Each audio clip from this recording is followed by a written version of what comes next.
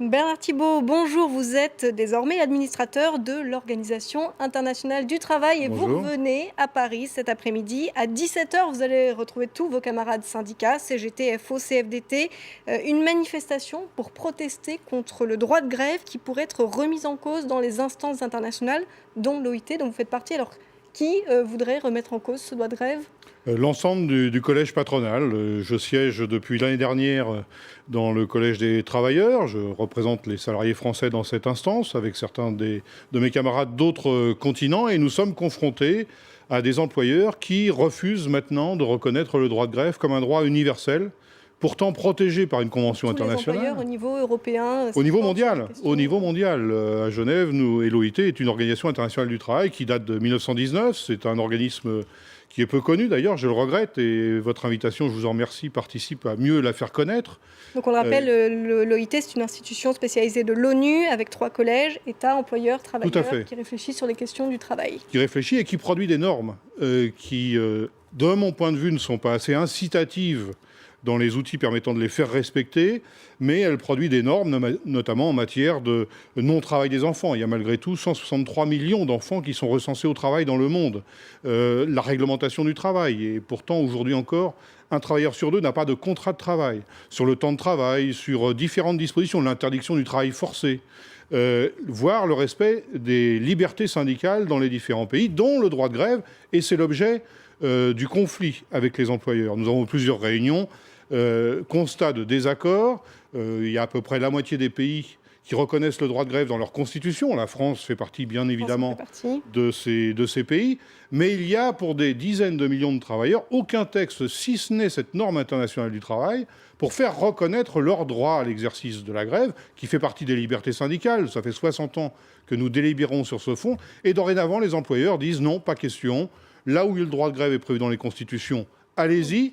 Ailleurs, pas question. Ça veut dire que les employeurs font des libertés fondamentales, excusez-moi, une monnaie d'échange dans le commerce international. C'est absolument inacceptable. D'où cette journée de mobilisation dans toutes les capitales du monde. Nous avons un rassemblement donc à Paris, vous l'avez signalé tout à l'heure, à 17h, au Trocadéro, pour marquer symboliquement, faire connaître ce conflit qui porte encore une fois sur les libertés des salariés. Mais ce qui est très symbolique aussi, c'est que tous les syndicats se retrouvent, et ça ne vous a pas échappé, au lendemain de l'adoption de la loi Macron, qui a été dénoncée par la plupart des syndicats.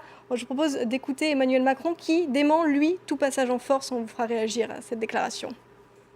Déni de démocratie, quand on a passé 200 heures dans l'hémicycle à débattre, qu'on a accepté plus de 1000 amendements sur un texte qui était initialement celui du gouvernement, pour arriver à ce qui est aujourd'hui une coproduction entre le gouvernement et les parlementaires, je n'accepte pas ce qualificatif. Coup de force, non plus. Il y a eu un débat, il y a eu un travail énorme qui a été fait pour arriver à un texte qui va dans le bon sens pour l'économie française et apportera des résultats concrets. Le gouvernement a pris ses responsabilités pour que ce texte avance. Voilà, l'utilisation du 49.3 pour adopter la loi Macron sans le vote du Parlement, ce n'est pas un coup de force, comme le dit Emmanuel Macron ? Écoutez, moi je remarque et je trouve que c'est dévastateur sur un plan représentation nationale, sur un plan politique, que ceux-là même qui dénonçaient le recours au 49.3, qui fait partie à mon avis des outils constitutionnels à revoir, oui, parce que nous sommes à la fois dans un régime présidentiel, l'élection présidentielle domine toute la vie politique, voire le fonctionnement de nos institutions, et puis des citoyens appelés à élire des députés pour faire la loi. Et lorsqu'un gouvernement n'a plus la majorité parmi ceux qui représentent l'opinion du peuple, en quelque sorte, il a cette possibilité, via le 49.3, de faire adopter une loi sans vote. Moi, je pense qu'il aurait... Pour vous, c'est la preuve d'un affaiblissement clair du gouvernement, des aveux. Et il n'y a rien de plus dévastateur, à mon avis, que de constater que des responsables politiques sont prêts à utiliser les armes qu'ils dénonçaient quand leurs adversaires politiques l'utilisaient. Je rappelle que le dernier en date, c'était M. de Villepin avec le CPE, dont nous avons obtenu d'ailleurs la condamnation par l'OIT, en tout cas pour le CN, l'Organisation internationale du travail. Mais je pense que plus fondamentalement, c'est le contenu de la loi sur lequel il faudrait se pencher davantage. Je ne pense pas qu'il y ait une majorité de Français qui ait élu cette majorité à l'Assemblée nationale, par exemple pour étendre le travail du dimanche, qui sera destructeur d'emploi. Emmanuel Macron est-il trop social-libéral? Qu'est-ce que vous pensez de ce nouveau C'est pas mon ministre de propos. Les l'économie? qualificatifs, je les laisse entre les responsables politiques. Moi, ce qui m'intéresse en tant que syndicaliste, c'est le sort fait aux salariés. On n'a pas évoqué le fait que cette loi, par exemple, facilitait les procédures de licenciement économique. Qui le sait? Ça figure dans cette loi Macron. Je ne pense pas qu'une majorité ait élu ce Parlement national pour ce type d'orientation. Je ne pense pas non plus que les électeurs attendaient une multiplication de la circulation des autocars au détriment du développement du chemin de fer. L'année où le président de la République dit faire un sommet sur le climat pour favoriser, pour en tout cas émettre de moins en moins de CO2, par exemple. Donc Emmanuel Macron n'est pas le bon ministre de l'économie? Moi, c'est pas mon propos. Je pense que déjà, le fait de mettre tout un tas de sujets dans une même loi est peu démocratique et ne permet pas d'appréhender chacun des sujets qui vaudraient des débats beaucoup plus importants, notamment avec les représentants syndicaux. Alors justement, Bernard Thibault, on va faire un point sur cette fameuse loi Macron. Que contient-elle? Effectivement, une diversité de mesures. C'est un sujet de Fabien Chadeau qui va tenter de tout vous expliquer. Compenser le travail du dimanche, c'est désormais obligatoire. Augmentation de salaire ou repos supplémentaire, c'est aux entreprises et aux salariés de négocier. Et sans accord, l'ouverture sera impossible. Dans les 620 zones touristiques, ça change tout. Comme ici, à Nice, jusqu'à présent, il n'y a pas de compensation automatique pour les salariés. Ils seront donc gagnants. Mais la loi ne fixe aucun minimum. C'est aux partenaires sociaux de se mettre d'accord sur le niveau des contreparties. Dans les zones touristiques internationales qui vont être créées, là aussi les compensations seront obligatoires. Et en plus, l'employeur devra prendre à sa charge les frais de garde d'enfants. Pour les magasins ouverts en soirée de 21h à minuit, le dimanche comme en semaine, là, les heures seront payées double. Les frais de garde d'enfants et de retour au domicile seront à la charge de l'employeur. Quelques rues en France seulement seront concernées, la plupart à Paris comme les Champs-Élysées, les boulevards Haussmann ou Saint-Germain. Enfin, dans les zones commerciales, il en existe déjà une quarantaine, ce sont les centres commerciaux en périphérie des grandes villes. Là, pas de changement, il y avait une compensation, elle sera maintenue. Alors dans cette loi Macron, ce qui a le plus choqué les frondeurs, c'est notamment le travail le dimanche, passé de 12 dimanches travaillés au lieu de 5. Emmanuel Macron, lui, met en avant le volontariat et le fait que des compensations, le terme de compensation est enfin inscrit noir sur blanc. Est-ce que ce n'est pas aussi une demande de certains salariés de travailler certains dimanches? Ceux qui connaissent ce milieu professionnel dans le commerce savent que la notion de volontariat est purement et simplement un leurre. Il n'y a absolument aucun espace pour un salarié à prétendre refuser le travail du dimanche. À l'avenir, les choses seront simples. Les employeurs présenteront une proposition de contrat de travail où sera intégré normalement le travail du dimanche dans le contrat de travail. Vous prendrez ce contrat ou vous ne le prendrez pas, mais il est illusoire de laisser penser que vous pourrez être embauché et puis après coup refuser de travailler le dimanche. Ça fera partie intégrante du contrat de travail. Mais les compensations écrites noir sur blanc, ça reste un élément. Oui, enfin, il y a d'autres clauses de négociation. Moi, je pense que plus globalement, il nous faudrait réfléchir sur le sens de ce type de réforme. Qu'est-ce que ça induit dans la société ? Nos concitoyens ont besoin d'espace social, d'espace commun, d'espace de respiration. On ne peut pas à la fois souhaiter vivre mieux ensemble, mieux en harmonie et avoir des législations sur le plan social qui déstructurent la vie familiale, la vie sociale, la vie associative, la vie sportive, etc., etc. Ça n'est pas un signe de bonne santé. Et puisqu'on fait souvent des comparaisons avec l'Allemagne, je voudrais simplement signaler qu'en Allemagne, il y a des réductions drastiques et dans bien d'autres pays européens sur les heures d'ouverture, notamment le dimanche. C'est pas ça qui empêche manifestement l'économie allemande de mieux se porter que l'économie française. Alors on l'a compris, tous les leaders syndicaux sont hostiles à la loi Macron et à la manière dont elle a été adoptée. Mais je vous propose d'écouter Jean-Marie Le Guen qui a interpellé directement les syndicats.